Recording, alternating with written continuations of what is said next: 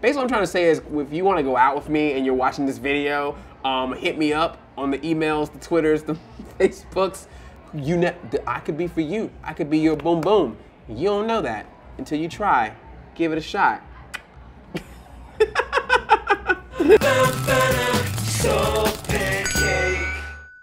Hi, my name is Andre Meadows. My YouTube channel is Black Nerd Comedy. Every week I do Black Nerd Rant, where I rant about topical things and nerdy things. The first video that I made on my channel that I thought was really important to me was, it's called Rejected Vlog Ideas. It was the first time I was like, oh, what's YouTube about? And I'm gonna try this. So I did these parodies of a lot of popular YouTube shows and people at the time. That was a lot of fun.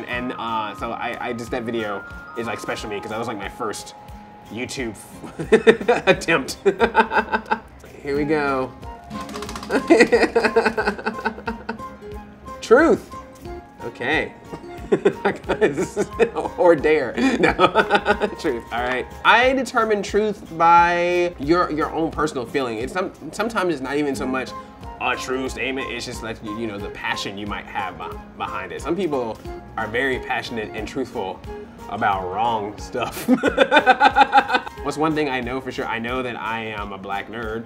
I know that there's a lot of things about myself that I should be proud of, and I know there's sometimes it's tough for me to do because sometimes I feel like that I don't want to say how I truly feel about like the accomplishments I made because of fear of being egotistical. Knowing your truths is one thing, but expressing them and putting yourself out there, especially when it's something that you feel is truth, because if someone challenges that, then you're like, whoa, wait, hey, no, that's real. That's true to me. You can't challenge that. That's the legit thing. So that would be my thing. I think mine is being strong enough to express what I feel truthfully about. I also have a problem saying the word truth. That's a truth. I always want to say truth. What is love? Woo! How can I do this without being sappy? Love is your passion towards some person.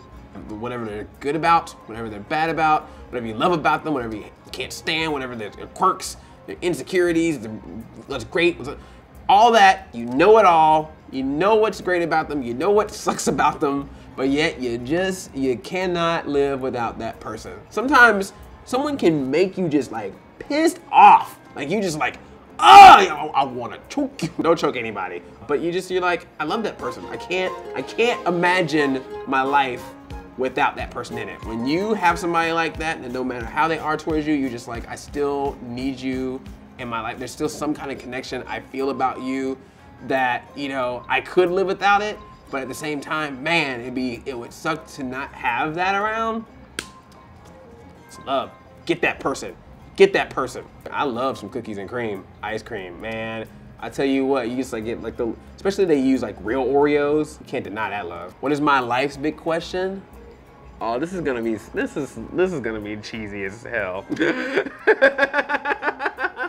I am curious of how the whole love thing works. Like I've dated girls, I've gone out, I've had relationships and things like that, but there's just people that I'll see, like couples, and I'm just like, man, you can just tell like that was it. Like they were supposed to be together. Like somehow stars aligned. Mufasa showed up in the air and was like, boom, there you go, right there. And that's like awesome. I'm curious, you know, my big question is like, how does something like that happen? Is that supposed to happen for everybody? Is there like certain people that get that and some people that are in on a different side of the pyramid? I'm just curious because it's a fascinating thing for me, because there's romance and there's getting it on, but like soulmate type love, like it fascinates me. Like I'm fascinated when I see a couple that's like that, and I'm just always curious how that works. Always curious how that works out.